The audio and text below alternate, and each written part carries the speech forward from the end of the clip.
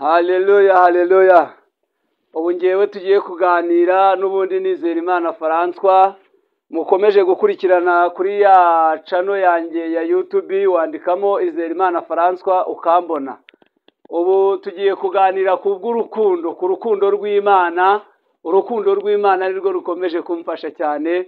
Muri no minsi naritegereje nsanga urukundo rw'Imana rutabaho, tuba twarapfuye, tuba twarashize, tuba turindushye, tuba twarabuze uburyo. Ariko kubera urukundo rw'Imana, Imana itugirira neza, Imana iraturwanirira, Imana iraturengera, idukura hirya iyo Irode Bari kwa Makiri.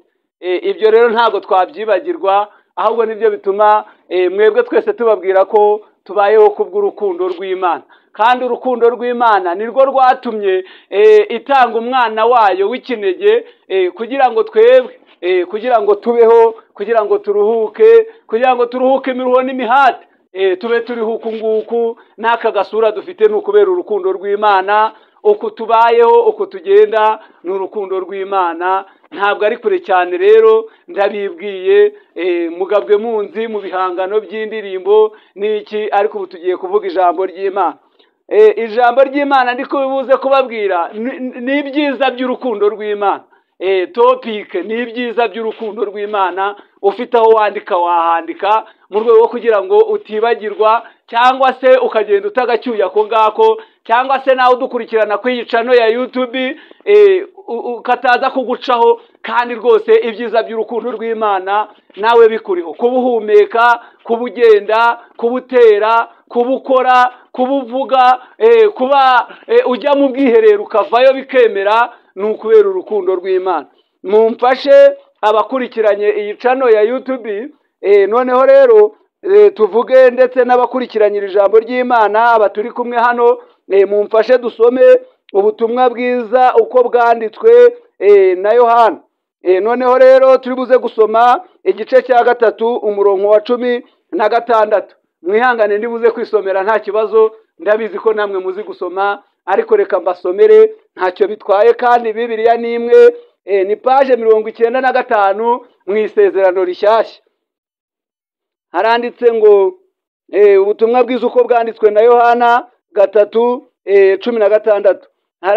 Haranditswe ngo kuko Imana yakunze abari mu isi cyane, nibyo byatumye itanga umwana wayo w'ikinege, kugira ngo umwizera wese atarimbuka, ahubwo ahabwe ubugingo buhoraho. Haleluya, haleluya. Imana ishimwe cyane. Turavuga kuri uyu murongo ni uri kumfasha. Nshaka kuvuga ngo kuko Imana yakunze abari mu isi cyane. Uyu ni umushinga muremure, watangiriye mu ijuru, ubwo Imana yari yicaranye n'abamarayika bayo ndetse n'ibizima n'abakuru, bagera ubwo babaza batese ninde urajya gutanga, ninde urajya gucungura umwana w'umuntu, ninde uraza kugucungura, se ninde uraza kuncungura. Birangira mu bamarayika habuze n'umwe, habura n'umwe waza kwikorera ibyaha byanjye, habura n'umwe waza kwikorera ibyaha byawe, habura n'umwe waza kwikorera bya bindi byabirindutse nyine wibitseho. Ariko mu bizima, agera mu bizima, ageze mu bizima, abura n'umwe waza kuducungura. Ibizima birizenguruka bakajya barebana, biranga. Ariko ageze kuri Yesu, aha ndafashijwe cyane. Ageze kuri Yesu umwana w'Imana. Njya nkunda Yesu, ibintu yakoze ni byinshi cyane, uretse no gucungura umuntu cyane ko ari nacyo gikuru, ariko hanyuma yaje no gukora ibindi bikomeye cyane. Yaje gukora ibindi bikomeye cyane. Ariko gucungura umwana w'umuntu, kubera ko aricyo kizaduhesha ubugingo, nicyo twahinduye gikuru cyane. Ku mpamvu yuko haleluya, haleluya, akimara kubazwa ko araza gucungura umwana w'umuntu, yumva arabyumva cyane kandi aranabishobora. Gusa aza guhuriramo n'ingorane.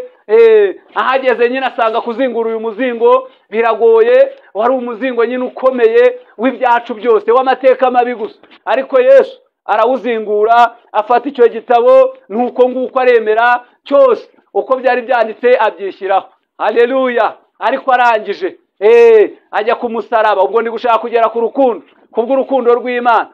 Ndi gushaka kugera kwa ariya jambo twasomye. arangije ajya ku musaraba aradutambirwa. Nicyo cyatumye rero iriya jambo bamutera ariya macumu, bamutambiza ikamba ry'amahwa mu mutwe, mbese bamubuza uburyo ubwo aribwo bwose, baramukubita, baramugaragura cyane. Ariko Yesu kubera ko yari ashaka kuducungura, haleluya haleluya, cyane ko turi no mu minsi ya Pasika ijya gushyikira iminsi ya Pentekote.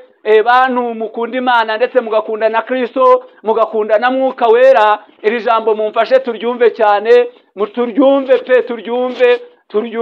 Noneho rero arangije kujya ku musaraba, nibwo ijambo ryavuze ngo kuko Imana yakunze abari mu isi cyane. Urumva nyine nari ndimo ndagaragaza urwo rukundo uko rwagiye kuza ukageraho umwana w'umuntu yacunguwe, ndetse agacungurwa mu buryo bubabaje cyane, ko ntago yacunguwe binyuze, urumva yabanje kuzamo kuvuka, abanza kugira gute, nuko nguko igeze ku rukundo. Rero aho ndashinga gati ngo nicyo cyatumye itanga umwana wayo w'ikinege, kugira ngo umwizera wese atarimbuka ahubwo ahabwe ubugingo buhoraho.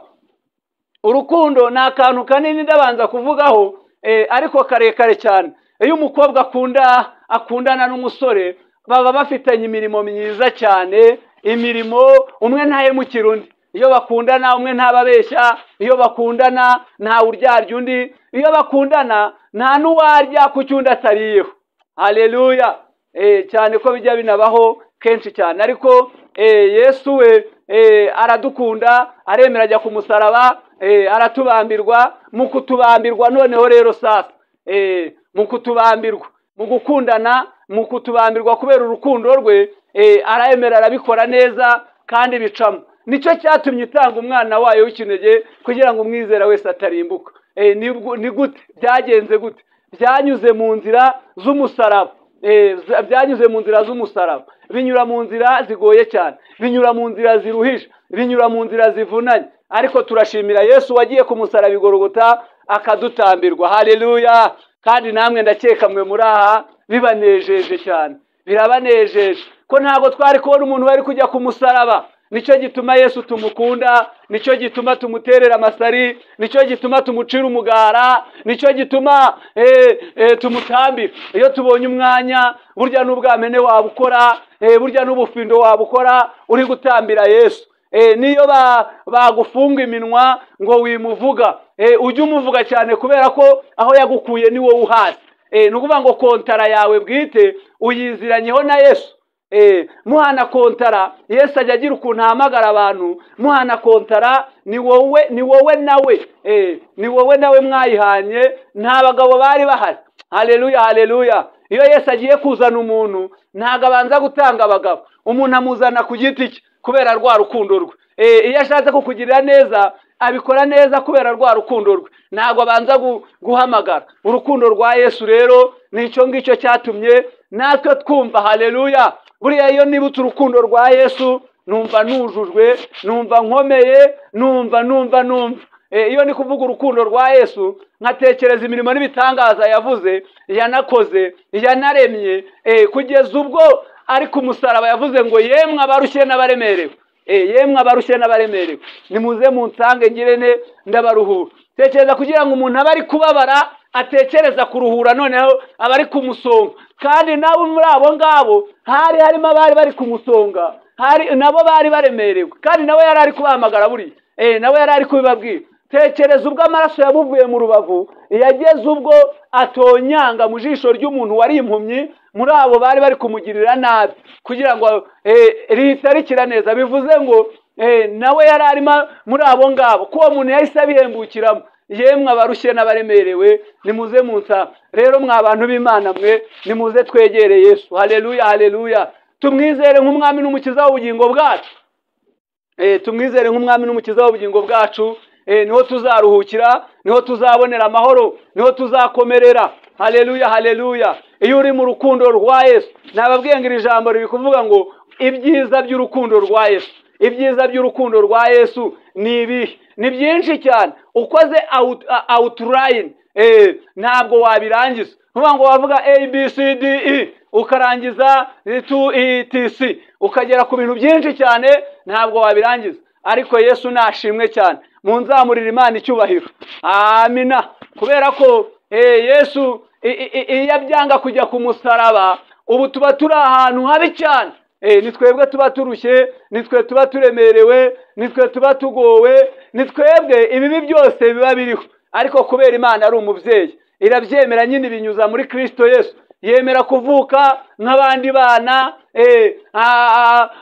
atwarwa n'umwari Mariya, asamwa mu buryo buzimije ariko nanone buzimuye, kubera ko Bibiliya ibivugaho. Haleluya, haleluya.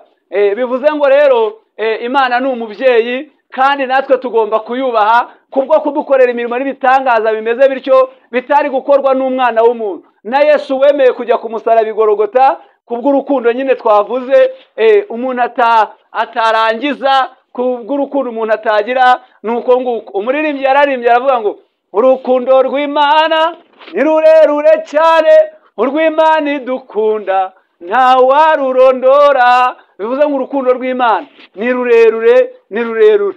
Ndakwifuriza rero wowe uri hano, haleluya, ndakwifuriza wowe uri hano kugira ngo umenye urukundo rw'Imana, kugira ngo umenye urukundo rw'Imana, kugira ngo nawe utahe urukundo rw'Imana ruri kuguhumuraho. Umuntu ufite urukundo rw'Imana aba asukwe, agenda ukwe, akora ukwe, ateye ukwe, aryama ukwe, nuko atuye, mbese aba ameze neza. Umuntu ufite urukundo rw'Imana nta mwaga, nta shyari, nta bugome, nta mukusha. Umuntu ufite urukundo rw'Imana ahubwo icyo abayeho ni ugusongera itorero n'abantu baryo, ndetse no kwiteza imbere no guteza imbere itorero ry'Imana, ndetse no kugomeza n'iyo ari mu nzira umuntu urukundo rw'Imana ruriho ubumubona pe, ubumubona n'iyo ari mu nzira, uko agenda, uko akora, uko avuga. Urukundo rw'Imana ni shapitire ndende cyane abakera bavuzeho, ndetse n'ubu ni ukunusuraho. Natwe nta kintu ni ukunusuraho, umuntu agenda avugaho gatoya.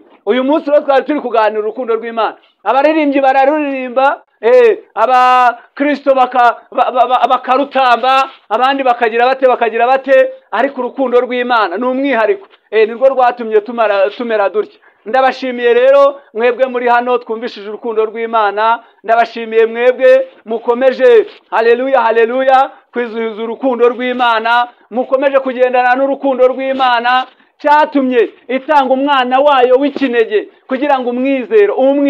Ubundi kwizera ni ukwizera udashidikanya ko ibyo wabwiwe cyangwa se ibyo utabonye bizasohora. Bivuze ngo rero ni ukwizera udashidikanya ko Yesu azagucungura. Kandi Yesu yaravuze ngo yemwe abarushye n'abaremerewe nimuze mutange ndabaruhura. Namwe rero abantu bafite intambara n'amakuba, abantu mwumva muremerewe, ushobora kuremererwa kubw'ibyaha, ushobora kuremererwa kubw'ibigeragezo, ushobora kuremererwa n'imiryango, ushobora kuremererwa n'abarozi, ushobora kuremererwa mbese n'abakuvunnye, ushobora kuremererwa n'iminsi n'ibihe, ushobora kuremererwa n'ubukene. Wareka tugasenga Imana, ubundi twarangiza Imana igakora imirimo n'ibitangaza, kandi ikakuremera ikibyibushye mu izina rya Yesu. Haleluya. Mu ijuru hari ibidipe byinshi, mu ijuru hari ibidipe byinshi, hari ibidipe byinshi by'ibisubizo byawe. Ufite ibyifuzo, niyo wagira ibyifuzo bingana bite, Imana irabisubiza. Niyo wagira ibyaha bingana bite, ijambo ryaravuze ngo niyo byatukura tukutuku irabihindura umweru, bigasa n'ubwoya bw'intama bwera, iraza kubera urukundo rwayo ibigenza neza. Reka twisengera Imana, ubundi rero Imana ikomeze ikore imirimo n'ibitangaza muri mwebwe. Nshaka kumva amashimwe yanyu. Haleluya, haleluya. Muri gushimira Imana kubw'imirimo n'ibitangaza yakoze, muri gushimira Imana hera hayo, mbese muri gucuranga, abaririmbyi mubyina, abakristo mwihereza impundu n'icyubahiro kubera ibyo yabakoreye byiza. Urukundo rw'Imana rero murutahane mu mitima. Ijambo twize ni iryo ngiryo, nawe nugera mu rugo warisoma. Urukundo rw'Imana ni rurerure cyane. Ijambo ry'Imana kandi iyo rivuze ngo yemwe abarushye n'abaremerewe, yewe wowe ufite ibyo byaruhije imitima, wowe ufite ibyo byagoye, ngwino nyine, ngwino imbere y'Imana. Dushimiye rero Imana, kandi namwe turabashimiye kubwo kumvira ijambo, ndetse n'uwashaka wajya urisangiza n'abandi ko isi irarushye cyane, isi iraremerewe, isi ifite ibyaha bikandamije byinshi cyane, aho abantu bakunze amafaranga bituma bava mu Mana, aho abantu bakunze kumva ko babona icyubahiro bituma bava mu Mana, abantu bakunze ibirangaza byinshi cyane bituma batajya mu Mana neza. Kandi Yesu icyo afite ni urukundo, kandi yaravuze ngo inzira zigiwe ni uko nguko nyine, niwe uzizi, niwe ugomba kuzituyoboramo. Ntabwo rero wowe izo nzira urimo wakumva ko uri umuhanga, ntabwo ngwino kwa Yesu akwakire, kandi arakunyuza heza, kandi rwose mu ijuru hari imyanya myinshi cyane. Sinzi uwababeshye ngo abazajya mu ijuru baragwiriye, ntabwo baragwira, ahubwo nawe ngwino ujye mu rutonde rw'abarajya mu ijuru. Imana ishimwe cyane. Tugiye gusengera rero abantu bameze batyo, bumva barushye, abantu baremerewe. Urukundo rwa Yesu namwe rubagereho.